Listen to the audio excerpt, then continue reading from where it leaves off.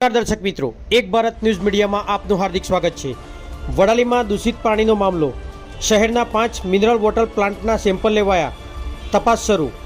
વડાલી શહેરમાં પીવાના પાણીની ગુણવત્તા અંગે લાંબા સમયથી ઉઠતી ફરિયાદો બાદ હવે પાણી પીવાલાયક ન હોવાનું સત્તાવાર રીતે જાહેર થયું છે।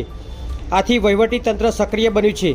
પાણીના સેમ્પલ ફેલ થતાં જિલ્લા કલેક્ટરે તાત્કાલિક વડાલી સિવિલ હોસ્પિટલની મુલાકાત લીધી હતી અને અધિકારીઓ સાથે બેઠક યોજી આરોગ્ય વિભાગને કડક સૂચનાઓ આપી હતી।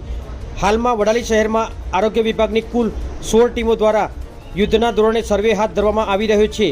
માણેકચોક વિસ્તારમાંથી અગાઉ લેવાયેલા 8 પાણીના સેમ્પલ સંપૂર્ણપણે ફેલ થયા હતા, જેના પગલે તંત્ર દ્વારા તાત્કાલિક સુપર ક્લોરિનેશન કરી પાણી પુરવઠાની કામગીરી શરૂ કરવામાં આવી છે।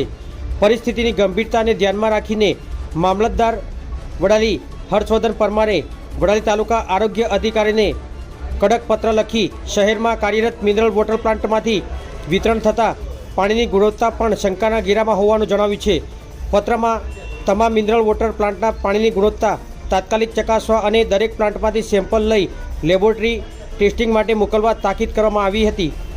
આ સૂચનાના અનુસંધાને આરોગ્ય વિભાગની ટીમે વડાલી શહેરમાં કાર્યરત પ્રમુખ ગણેશ, બ્રહ્માણી, માતૃકૃપા અને ગુજરાત એમ કુલ 5 મિનરલ વોટર પ્લાન્ટમાંથી પાણીના સેમ્પલ લીધા છે। આ સેમ્પલોના રિપોર્ટ પર હવે સમગ્ર શહેરની નજર મંડાયેલી છે। એક તરફ નળના પાણીના સેમ્પલ ફેલ થવા અને બીજી તરફ મિનરલ વોટર સુધી શંકા પહોંચતા વડાલી શહેરમાં પાણી મુદ્દે અને રોષની લાગણી પ્રવર્તી રહી છે।